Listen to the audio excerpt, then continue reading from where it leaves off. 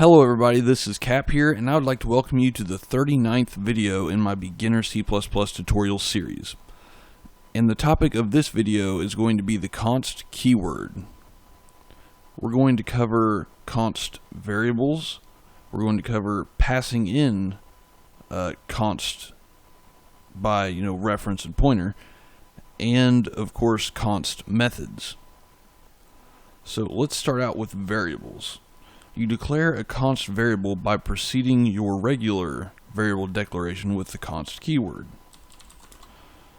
So here we are going to declare a const integer named number, and we're going to set it equal to 20. So what we're saying here is we have an integer number that is equal to 20, but it is a constant, therefore it cannot change. And I found the best way to think about const is like a contract. And that'll make more sense once we get into the function here. So I'm going to create a void function. Let's call it stuff. I'm going to pass in int num.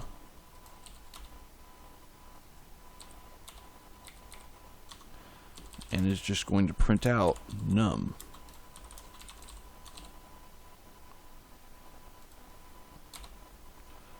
And in main, I'm going to say stuff and pass in number. Okay, save it and run it. And as you can see, there are no issues with that. And if you'll notice function, I know I haven't talked about it yet, but you'll notice that it didn't sign our const contract. And that is because it doesn't have to, since we are passing in by value, which means that it's creating a copy of number, and that is what we're using inside our function. But if we were to change this to a reference and pass it in by reference, then we have a problem. And that problem is that now this function has access to our constant number. So therefore, this function needs to sign our const contract, like that. And now it will allow us to pass it in by reference. So what we're saying is that our function, since our function has now signed the const contract, it cannot in any way alter the integer that it's passing in, or that is being passed in. So if we tried to say num++, it won't work. It'll flag it.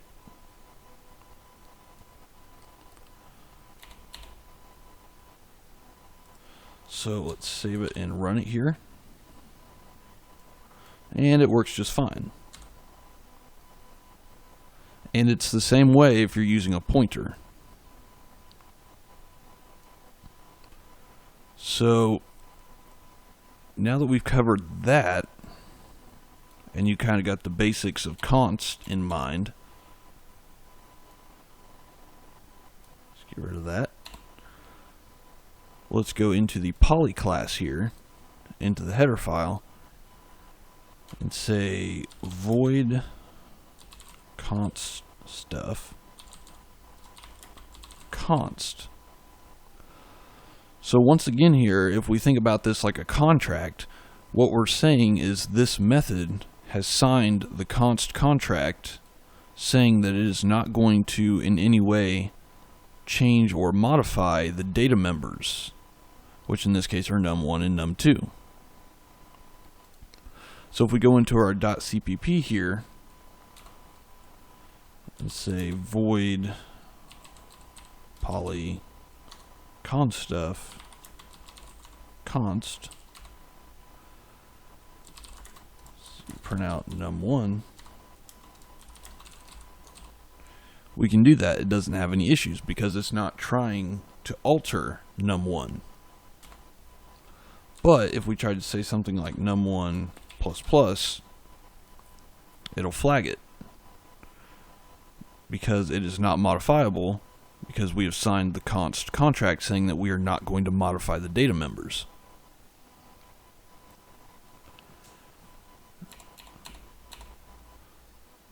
So you might be thinking, well, how is this useful? Well, you have to keep in mind that the goal of object-oriented programming is to make code reusable. That means that you're not the only person that's going to be using your code.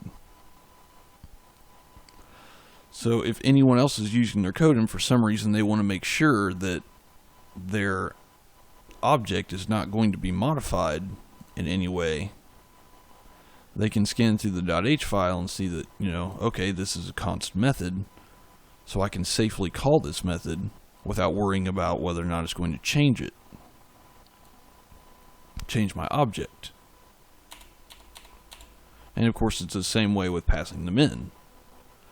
Now another use of const when passing or passing by reference or pointer, is to kind of use it as a safety measure.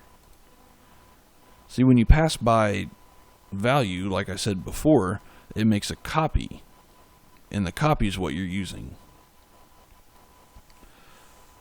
But when you have rather large objects that you need to pass into methods or functions, that can take a lot of overhead to copy those objects over. So if you want to copy them over, or want to pass them in but not have to copy them, and also ensure that your objects are not going to be modified in any way, then you can sign the const contract and pass them in as const. So when I was going back through for this tutorial, I noticed that I put const here. Now that's not a problem necessarily, because it still won't let me modify P1 in any way, but it can be confusing and it can cause an issue if you put the ampersand over here. Because if you put it over here, it completely changes this line. And the way you have to read these is from right to left for them to make sense. See, here I'm saying I have a P1 reference to a constant poly. And if I, cut it and put it over here, it's the same way, you just word it differently. I have a P1 reference to a poly constant. But, like I said, some people do like to put their ampersand sign over there like that, and this can cause an issue. Because now what we have is a P1 constant reference to a poly object.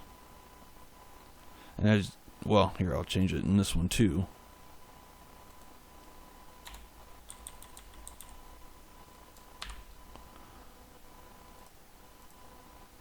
So as you can see, it no longer flags this like it did before when I was messing around with it. And that is because poly is no longer a constant. So P1 is no longer the pointing to a constant poly object. What we're saying is we have a constant reference.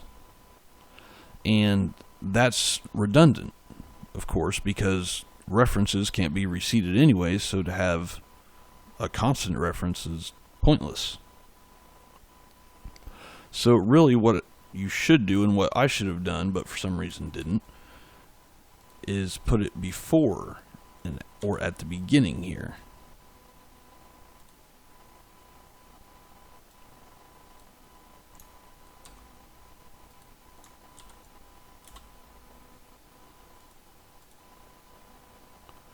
And now it doesn't matter where they put their ampersand.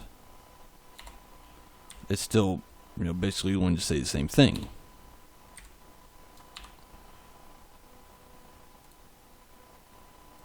So I just thought I'd point that out just in case anyone was getting confused about that or were having issues because they put, their ampersand after poly.